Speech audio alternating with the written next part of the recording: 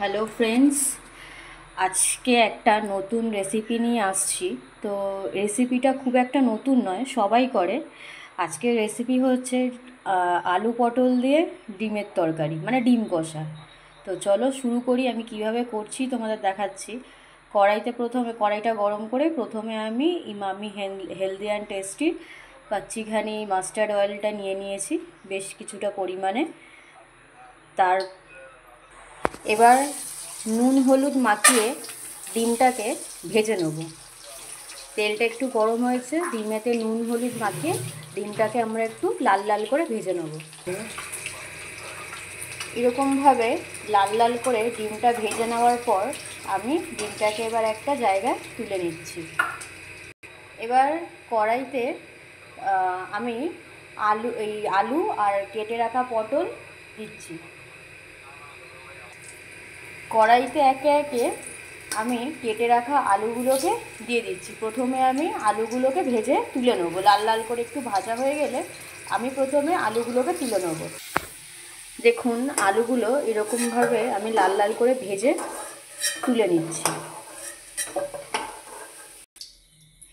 এবার কড়াইতে আগে থেকে আমি কিছু গোটা গরম মশলা বার করে রেখেছিলাম। এতে আছে তেজপাতা, দারচিনি, লবঙ্গ আর গোটা এলাচ। এগুলোকে কড়াইতে দিয়ে আমি একটু ভালো করে ভেজে নেব।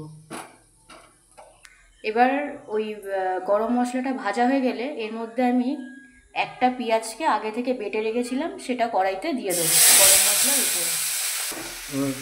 এবার পেঁয়াজটা একটু হালকা করে ভাজা হলে আমি এতে দিয়ে দেবো টমেটো পেস্ট। দেখুন, আমি একটা টমেটোকে পেস্ট করে রেখেছিলাম, সেই টমেটো পেস্টটা আমি এর মধ্যে দিয়ে দিলাম। এবার এর মধ্যে আমি 1 চামচ আদা এবং রসুনের পেস্ট দিয়ে দিলাম। এবার মশলাটাকে আমি একটু ভেজে নেব। একটু লাল লাল করে মশলাটা ভাজা হবে এবং মশলাটার থেকে যতক্ষণ না তেল ছাড়া হবে ততক্ষণ আমি মশলাটাকে ভেজে নেব। এবার কড়াইয়ে যখন তেল ছেড়ে এসছে আমি এর মধ্যে একে একে দেবো 1/2 টিস্পুন হলুদ গুঁড়ো,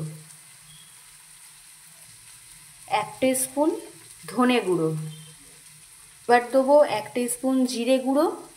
এবার আমি দেবো 1 টিস্পুন লঙ্কা গুঁড়ো, কারণ আমি একটু ঝালটা বেশি খাই। আপনারা যে যেমন ঝাল খান তার উপর নির্ভর করে আপনি ঝালটা দেবেন। ঝালটা সম্পূর্ণ আপনাদের উপর নির্ভর করছে। এবার মশলাটাকে একটু হালকা সামান্য জল দিয়ে কষিয়ে নেব।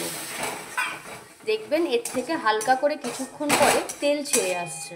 এর মধ্যে দিয়ে নেবেন একটু, জলটা দেওয়ার পরে পরিমাণ মতন নুন। এতে আমি দিয়ে নিয়েছি 1/2 টিস্পুনেরও কম চিনি, যাতে টক ঝাল মিষ্টির ব্যালেন্সটা ঠিকঠাক থাকে এবং খেতে যাতে টেস্ট হয়।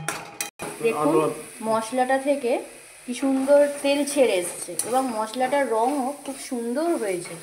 এর মধ্যে আমি পটলগুলোকে দিয়ে দিলাম। আমি পটলগুলোকে ডুমো ডুমো কেটেছি, আমি এর মধ্যে পটলগুলো দিয়ে দিলাম। আর এর মধ্যে দিয়ে নিলাম আগে থেকে ভেজে রাখা আলু। এবার আলু আর পটলগুলোকে ভালো করে মশলাটার সঙ্গে কষে নেব। দেখুন, আলুটা এবং পটলটা কষানো হয়ে গেছে। এবার আমি এতে একটু জল দেবো। এবার জল দিয়ে ভালো করে একটু নাড়িয়ে চাড়িয়ে আমি এটাকে 10 মিনিটের জন্য ঢাকা দিয়ে দেবো, যাতে আলুটার পটলটা সেদ্ধ হয়ে যায়। দেখুন, ঝোলটা ফুটছে। আমি 10 মিনিট পর যখন ঢাকনা খুললাম, দেখুন এইভাবে ঝোলটা ফুটছে। আমি এর মধ্যে আগে থেকে ভেজে রাখা ডিমগুলোকে একে একে ছেড়ে দেবো।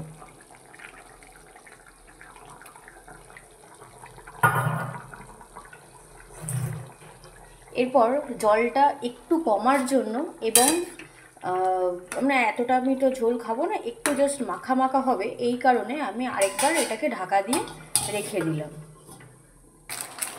দেখুন, আমার তরকারি রেডি।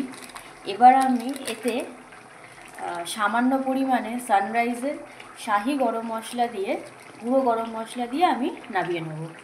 এই যে দেখুন, সানরাইজের শাহি গুঁড়ো গরম মশলা, যার টেস্ট খুব ভালো, আমি এটা সামান্য পরিমাণে দিয়ে নামিয়ে নেব। রেডি আজকে আমার আলু পটলের ডিমের তরকারি। দেখুন, রেডি হয়ে গেছে গরম গরম আলু পটল দিয়ে ডিমের তরকারি। গন্ধটা খুব ভালো ছাড়ছে। চলুন, আর যদি রেসিপিটি ভালো লাগে তাহলে চ্যানেলটি সাবস্ক্রাইব করবেন এবং কমেন্ট করবেন এবং আমার পাশে থাকবেন। আশা করি এরপরে আরও কিছু ভালো ভিডিও আপনাদেরকে আমি উপহার দিতে পারবো।